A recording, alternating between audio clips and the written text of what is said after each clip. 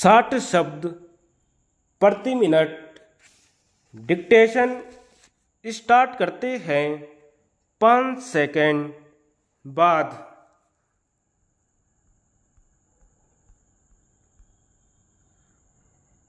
सभापति महोदय, ऐसे सभी संगठनों के मामले में जिनका कई मंत्रालयों से काम पड़ता है, समन्वित क्रियान्वयन की दृष्टि से यह अधिक सुविधाजनक होता है कि उनकी स्थापना के समय से ही प्रधानमंत्री उनसे संबद्ध हों। इसी प्रकार मंत्रियों की जिम्मेवारी घटाए जाने और सामूहिक दायित्व का निर्वाह न करने के बारे में बहुत कुछ कहा गया, लेकिन यह सब तथ्यों के एकदम विपरीत है। लगता है कि अनेक माननीय सदस्यों को यह अंदाज ही नहीं है कि सामूहिक दायित्व का आशय क्या है। मंत्रिमंडल के सभी फैसले सामूहिक रूप में लिए जाते हैं। कुछ निर्णय अलग अलग मंत्री भी लेते हैं, लेकिन जिम्मेवारी सामूहिक होती है और ऐसे निर्णयों का सामूहिक रूप से अनुसमर्थन किया जाता है तथा पूरी सरकार द्वारा उनका बचाव किया जाता है।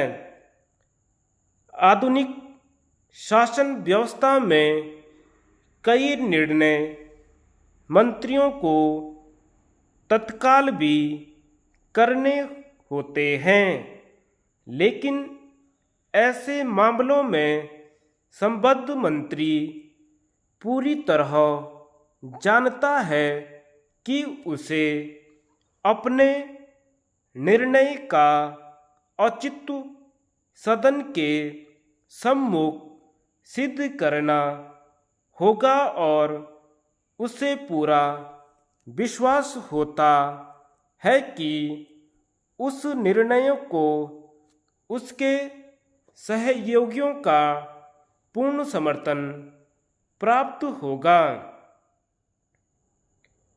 सभी विवादास्पद मामले या तो मंत्रिमंडल में या संबद्ध समितियों में रखे जाते हैं। मुझे यह कहने की आवश्यकता नहीं कि पिछले वर्ष मेरे सहयोगी इस सदन में आकर ऐसे निर्णयों का कारण पेश करते रहे हैं। उन्होंने खुले तौर पर इस सदन का बहुमत प्राप्त किया है। उन्हें कई बार तीखी चुनौतियां मिली हैं और उनके पांव उखाड़ने की कोशिशें की गई हैं, लेकिन उन्होंने इसका सामना सफलता के साथ किया है। विपक्ष के माननीय सदस्यों ने यह गलत अंदाजा लगाया था कि हम लोग जो सरकारी पक्ष में हैं एकजुट नहीं रह पाएंगे। हमें विभाजित करने के लिए व्यूह रचना और प्रार्थना में उन्होंने रात दिन एक किए हैं। उन्होंने मतभेद संबंधी तरह तरह की अफवाहें फैलाई हैं, लेकिन हम सब एक दूसरे के प्रति निष्ठा, अपनी पार्टी में विश्वास और अपनी नीतियों में पूरी आस्था के साथ मिलकर काम करते रहे हैं। क्या मैं विपक्ष के माननीय सदस्यों से कहूं कि जो कुछ वे इस कठिन वर्ष में उपलब्ध नहीं कर पाए, उसे वे आने वाले महीनों में बिल्कुल ही प्राप्त नहीं कर सकेंगे।